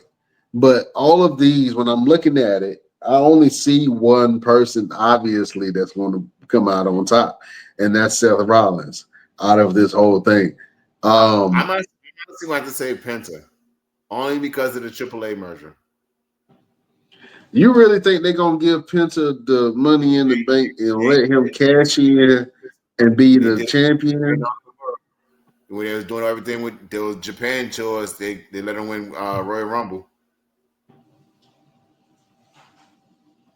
Okay. You gotta think about it. The way WWE moves, and with this whole thing with AAA, I see them giving it to Penta. If they put the main title on Penta, No, That would be huge. If they put that the would main be title on Penta, that'll be like Rey Mysterio winning the world. the WWE Championship. Yeah. Who's the does That's Jay what that would be like. does Jay got a match? Sam? Who? Jay Uso? Yeah, it's Logan Paul. So let's go ahead. So Roosevelt, who you got? Who you say you got? Penta? You Yeah. skip you skip me, man. You LP, skip who me. you got? P. I ain't skip you. I was going to you. LP, who you got? I had to clarify that. No, Seth Rollins gonna win Money in the Bank. Logan Paul's gonna win the belt, and Seth Rollins gonna cash it in the same night. There hasn't been a same night cash in a while, if I'm not mistaken. The belt's not on. But the belt not on the line. But I wouldn't be mad at that if that did happen. The belt ain't on the line. No, so it's a tag team match. Oh yeah. Oh, that's who cares? Are you serious? I forgot all about this. Oh my god. Yeah, we ain't got no time for what I was about to say. I ain't even gonna about to get hot because how the hell Cody come back? How the hell Cody come back and demand a tag match? What? Give me a tag match. Come on, bro. It didn't come out of nowhere. And for some reason, they doing the Gunther versus Jey Uso match on Monday Night Raw here in Phoenix. So, I mean, I think that rematch should have been for Money in the Bank. I don't know why they doing this, but whatever. Let's go ahead and get to it. Cody Rhodes and Jey Uso versus John Cena and Logan Paul. LP, who you got? Who cares? I'm assuming it's going. Didn't Logan Paul lose the last pay-per-view he was in? Yeah. Yeah. I think he lost the one before that. So I really am saying Logan Paul ain't gonna keep on losing. So I'm pretty sure the heels are gonna lose because somebody's gonna interfere or do something or whatever. But it just that's oh my god. What's Cody Rhodes? I'm so sick of Cody Rhodes. Cody Rhodes is he's the dumbest. Cody Rhodes is the damn dumbest. I know I said I was fucking done, but I'm gonna say it one more time before we get off this air. Cody Rhodes is the dumbest wrestler in the history of wrestling. You get your ass whooped and you come back and demand a tag match. Saturday Night Main Event, he literally came in and demanded a tag match. Who does that? Who does that? Embarrassed you in front of the world and took your belt. This ain't nothing but a filler. This is a filler episode in one piece. this ain't nothing but a filler episode. But I'm giving it to the heels. Well, LP, I was going to maybe fly out to LA and go to Money in the Bank, but now you made me question that shit. I think I'm good. I think I'm going to stay home and watch it on TV. I was like, I might go out there and watch Money in the Bank live in LA. Nah, I think I'm, yeah. All right. Damn. This is a dumb pay-per-view. Oh, man. Roosevelt, who you got in this match, man? I'm gonna channel my inner Santino Marella, and I'm gonna go with John Cena and Paula de Logan. Oh, John Cena. Okay. John Cena. Yeah, I don't see Cody and Jay winning this. I don't. I feel like John Cena and Logan Paul will cheat some type of way and pull it off. And shout out to Jay, man. Jay has been a phenomenal champion. In a lot of different ways where he's pushing the needle in merchandise. The fans always reacting to his intros. He's getting a lot of love, man. But his feuds right now are not that great. And even though you have some good dancing partners, I mean, John Cena and Logan Paul and Cody, I mean, those are cool, but now is the time for Jay to start solidifying his championship. Is it his fault? No? Seth Rollins. It's not. It's not. Is it it's his not. fault? It's not Jay's fault. I'm not blaming Jay for nothing. But what I will say is he's gonna need some strong competitors. You know what I'm saying? Logan Paul. Huh? After Monday, it's gonna happen with Seth Rollins. He's not losing to Gunther on Monday. Seth Rollins is going to get involved in some kind of way, or Seth Braun Breaker. Rollins might. Seth Rollins might cash it in on Monday. Then, if Seth Rollins wins that damn Money in the Bank, he not gonna hold on to it that long. Like he gonna cash that. And then that's too predictable for Seth Rollins. I don't think he's gonna do it on Monday. No, I think he's gonna do it on Monday. You know why? Because I told you, I keep telling y'all, every time they come here to Phoenix, it's always a big surprise that pop off. So I don't see Jey Uso just beating Gunther clean. LP might be right. I think Seth Rollins is going to win the belt. I think he's going to come here to Phoenix. He's going to cash it in, and it's going to be another steal of the century. Yeah, you got to think That's how about I see that playing out. Because how else you going to get Paul Heyman ain't gonna sit there and let Jey Uso have a year-long run where he's trying to build this monster faction over here. Are you stupid? No, that's not gonna happen. That's not gonna happen. Paul ain't sitting waiting for nobody. And so since he aligned himself with Seth Rollins and Bronson Reed and Braun Breaker, I absolutely believe that Seth Rollins is going to win. Looking at the landscape, I mean, it's going to be a great match. I think a lot of people sleeping on it. But it's going to be a great match. And I think that Seth Rollins is going to win. He's going to cash in at the end of that match. I add a little bit of spice to the surprise. Sammy is going to cause him to lose.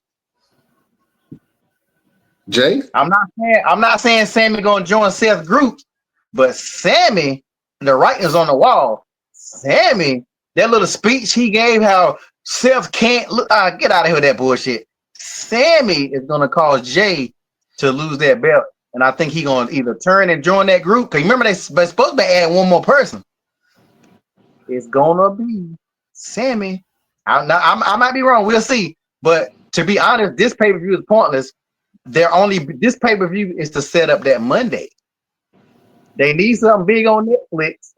They need something. And Jay going to fight Gunther. Even if Jay wins, he going to be about dead.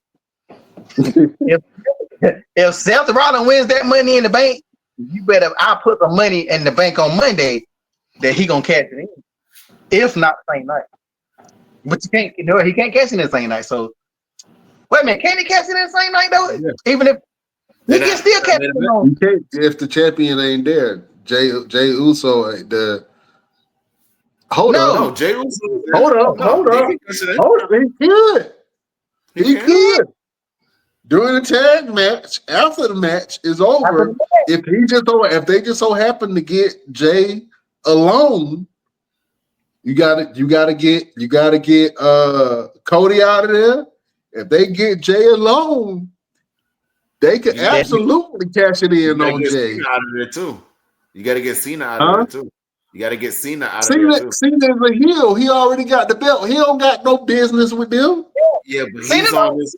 He on this thing about ruining wrestling. If he really wants to do the whole thing where he's talking about putting it on Logan Paul, he gonna stop that. Hey, but you want to talk about ruining wrestling? He gonna take it out of Jay's hand. Jay, how popular is Jay right now? He ruining wrestling by taking it out of Jay's hand. By taking it out of Jay's hands. Yeah, but you still have a good deal with Seth Rollins. I don't know. I'm with LP on this one. You on the island by yourself, Jack. I think that they might isolate Jay that night, cashing in that night. But on Monday night, business-wise, it makes more sense to cash it in on Monday during the Jey Uso and Gunther fight. But I'm not ruling it out that if Seth Rollins wins the Money in the Bank contract, that night during the main event, he might try to cash it in on Jey Uso. Or John Cena. John Cena what?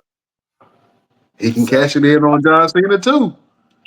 That would be a shock. Wow, nobody would see that coming. Nobody would see that coming right there. He could cash it in. If Jay Uso hit him with a super kick, He can come in and absolutely. But the thing is, they would be switching brands, but not really. Well, not really because Yeah. the rosters. Well, people are still signing SmackDown to Raw.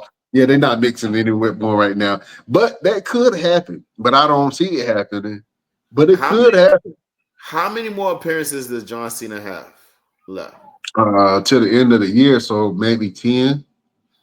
No, that he said that he would do. Well, he said he was only going to he said he was going to wrestle like 7 times or something. See, didn't he give up a specific number or something? Yeah. You give her a specific number, and I think he's down to like 6 or 5. I think he's down to 5. Well, think about this. SummerSlam is almost here, right? You got what 2 months, a month and a half, 2 months away. SummerSlam, and then you got maybe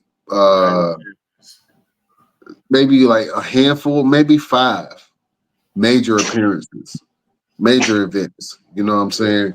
Slam, you got Yeah. Survivor Series, and then you got the ones that's overseas. Yeah. Yeah, so we'll see, man. We'll see. I think it's going to be a great Monday. I think that we're going to see a shocker on that Monday on Netflix. And I think that this weekend, the event is going to be great, man. So y'all go check it out and let me know what you think, who you got your monies on. Absolutely, absolutely. And he got some technical difficulties in the background. We can't hear nothing you saying right now. you talking just to be talking, brother. We don't hear nothing. My bad. Can you hear me now? Yep, I hear you now. Okay. All right. Cool. All right. I thought you were talking about LP, man. His lights was flickering and everything. I was that boy that had a train roll through his house about 5 times. He did. Woo. All right, man. It's been a great show, fellas. I know we had some other things that we wanted to talk about, but we're running against time, man. We got to do this, and since you ain't been on the show, LP, we got to go ahead and you gonna be first to give the final word, man. So we love to give a little bit of motivation on each show. So LPZ, the Dawn. Do you have a final word for the beautiful people? Oh man, I guess I gotta say this. Remember that whether you half black or full black, you're still black. So don't be like The Rock, and always look out for your people. That's my word. That is a controversial final word from your boy, the villain of the Best Damn Wrestling Podcast, the Don LP. Roosevelt, do you have a final word for the beautiful people? Yeah, man. See people for who they are, not who you want them to be. You know what I'm saying? It's too many times where we want someone to be somebody or be doing something, or we want to see ourselves in them. So sometimes you just got to sit back and say, you know what, you are who you are, and either I'm going to accept it or I'm going to move on away from it. So see people for who they are, not who you want them to be. That's the final word from your boy, Roosevelt, the fighter. Absolutely. Love that. Beautiful people, if I'm going to leave you with the final word. I was watching this clip of David Banner, and he was talking about how he was having some issues sleeping, right? And so he hit up another fellow rapper, Method Man. He's like, Method Man, hey man, I'm having some trouble sleeping. And Method Man was like, I was having that same issue. You know what I started doing? I started going to the gym and working out. And he was like, by doing that, even if I don't go in and work out, just me being there is rewiring, my habits and everything. But he said something that was very profound that somebody told him. And that was, you know what the heaviest thing in the gym is? Let me ask you that, Roosevelt. Do you know what the heaviest thing in the gym is? Your desire. No, the door. The door is the heaviest thing in the gym. But I'm gonna go as far as say that your mind is the heaviest thing in the gym when you're working out, because sometimes you have to get over what's in here and get out into the world. And part of getting out of here is doing things physically. And sometimes you could be frustrated with something, or you have a lot of things on your mind. But when you step in that gym, all of that kind of goes away, especially when you start lifting that heavy weight. You know what I'm saying? And the weight reminds you that you're as strong as you are. You're not always as strong as you think you are. You know what I'm saying? So it gives you a little bit of reality. It gives you that dopamine rush that you need to be able to, think clearly, and also feel good about yourself. But just go ahead and lift the heavy things. Go ahead and take on your mind, and let your physical body do the heavy lifting. Go ahead and open that front door to the gym, or if you have a gym in your house like I do, you got to open that door to get in that gym and work out. You know what I'm saying? So go ahead and lift heavy. You know what I'm saying? Because that's where the change is on the other side of that. And you're going to thank yourself, and your body will thank yourself for that too. So I'm just saying that to say this. I'm talking to myself. Get your ass in the gym. Hit your ass. I Yeah, procrastinate on it. lift that heavy door, and lift that heavy mind of yours. You know what I'm saying? That That heavy. is a final, yeah, yeah, that heavy head. That is a final word from your boy, Brian Renegade. All right, real quick, LP, what you got going on, and where can the people find you? You can find me on my Instagram as always for everything. One Click Photography Shoots with an S. Photo shoots, working on upcoming events possibly. So right now I'm back in the studio just doing photos. So check me out on that end.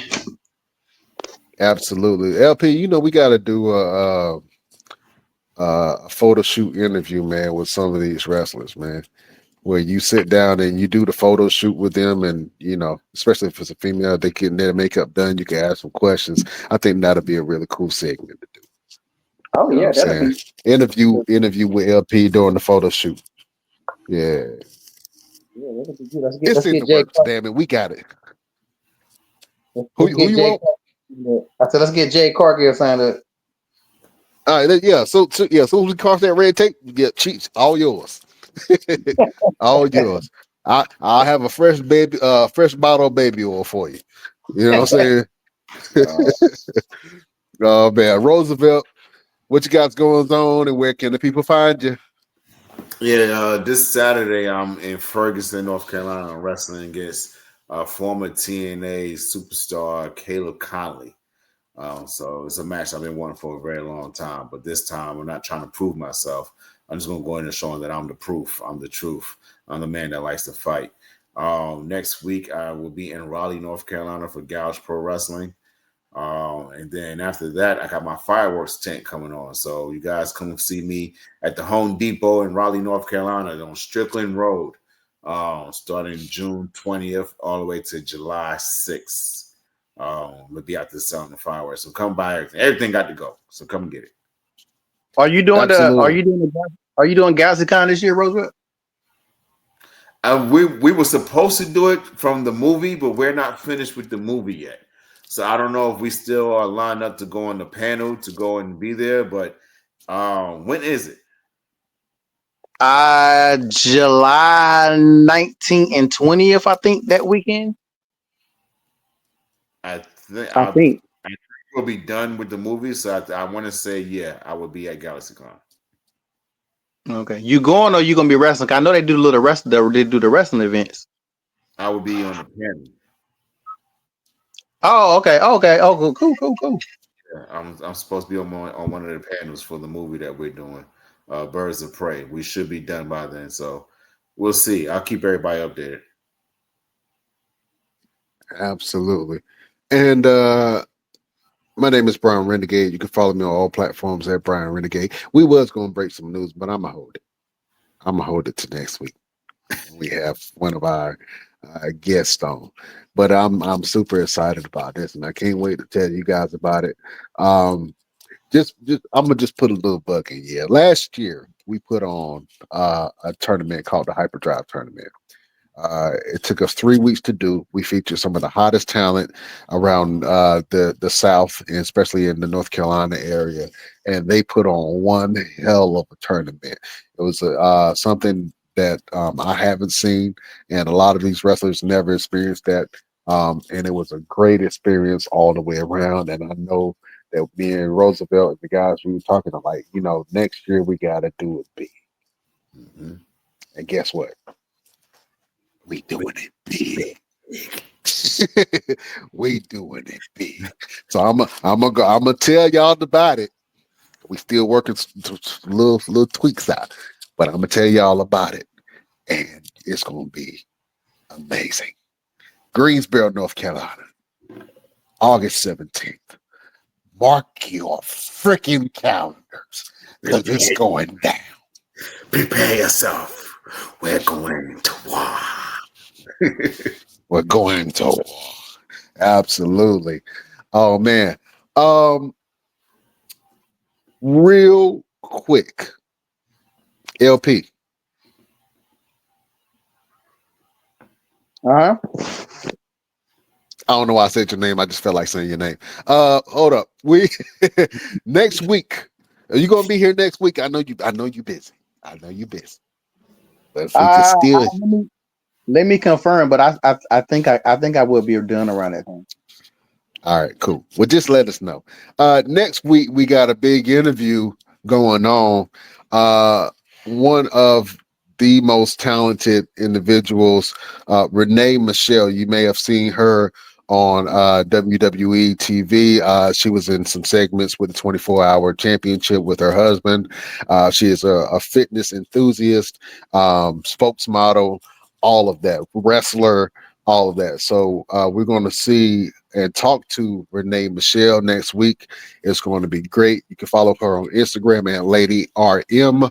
And June 11th, it is going down. So we're going to get to talk to Renee Michelle and pick her brain, see what she got going on. And it's going to be one hell of a interview.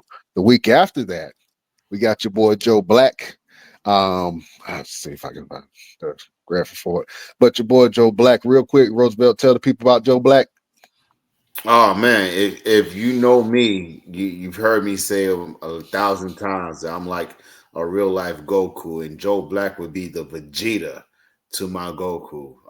We've had opportunities against each other so many different times, so many different matches, and we felt like we were close to getting signed to Ring of Honor as a tag team once upon a time. So he's going to come on the show, man. He's going to tell you his story. This man is very unapologetic, and as he should be. He's an amazing dude, good brother. So you guys make sure that you stick around. Yeah, there go Joe Black right there. He's gonna come up and he's gonna talk about the Pantheon, his paths to getting to where he's at right now, and what he has coming up in the future. So you guys make sure that you tune in every week, man, because we always have some dynamic interviews. I don't think we've had a bad interview unless it's like one. like as far as stories and people talking and answering questions. We've never had a bad interview. So you guys make sure you stick around every single week to the best damn wrestling podcast. Absolutely. Speaking of that, man, we had a great interview last week with Maverick Vo, the best damn wrestling champion. He is right now the Hyperdrive champion, and he wrestles in a lot of the promotions that and repping our belt like he should. I'm proud of that boy. He be repping that belt, boy. You hear me? I don't know no other podcast that got an active championship belt that's going around the circus, the independent circus, like we do. Name one podcast. I don't know, not one.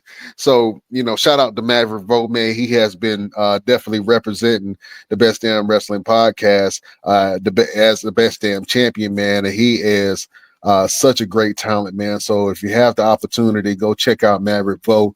You can see his stuff on his Instagram at Maverick Vo. He's also talked about how he was almost a Power Ranger. Mm-hmm. You know what I'm saying? He talked about his upbringing in his household, his Asian household, and some of the expectations that he had on himself, and having multiple disciplines in martial arts and all of those things. So he gave a great interview. So whenever you have the opportunity, go back and check that out. All right. And real quick, I want to give a quick shout out to Scott Lawson. First time watching and loving it. He has a podcast himself called #Truth podcast. So you guys make sure you show him love like he's showing us love. Appreciate you, Scott. Absolutely, man. So everybody love the Best Damn Wrestling Podcast, man. We all over the globe. I don't know if y'all know that or not. I thought y'all don't know if y'all thought we were just local. I don't know if y'all thought we were just in North Carolina. Hell, I don't even live in North Carolina, but we all over the globe right now. You know what I'm saying? We all over the globe. Watch us on YouTube, man. Our YouTube is going up right now. We have close to 100,000 views on YouTube. And I'm happy about that because it was a point when we ain't had none. So, you know what I'm saying? Shout out to that. And we are growing and progressing. Thank you for everybody that watches us. Shout out to the truckers. As always, you're the lifeblood of the country. Shout out to the veterans. We love y'all. And yeah, love, peace, and head grease. Anything for the group from anybody's? Those that are on TikTok world, make sure you guys tune in on Monday. I'm going to be doing a self-defense class instructional thing on Monday right here on TikTok. So you guys make sure you tune in. I will drop what time that's going to be. And those that's in the Best Damn Wrestling world, man, if you guys want to get some little tips to be able to keep you safe, you know what I'm saying? Make sure you tune in to my TikTok official _ Mr. Everything on TikTok. Absolutely. And if you want some photo shoots, you go to your boy LP. He will travel if you are paying. You know what I'm saying? One of the best talents and photographers and organizers in the country right now. So shout out to LP, and you go follow him on all his stuff. LP, can we have you help in the show? Oh yeah. We definitely gonna find a place for me. Yeah, I know you. Something. Yeah, I know you're a little rusty. Go ahead and end us, man, so we can get off. Oh shit. Bring your face here, boy. Hold on, let me put my camera back on. I might be a little black. I ain't had no white earlier. That's why I had No, you good. All right, thank you guys for tuning in. Make sure you tune in every Wednesday at 7:00 for the Best Damn Wrestling Podcast. You heard him. We bid you adieu.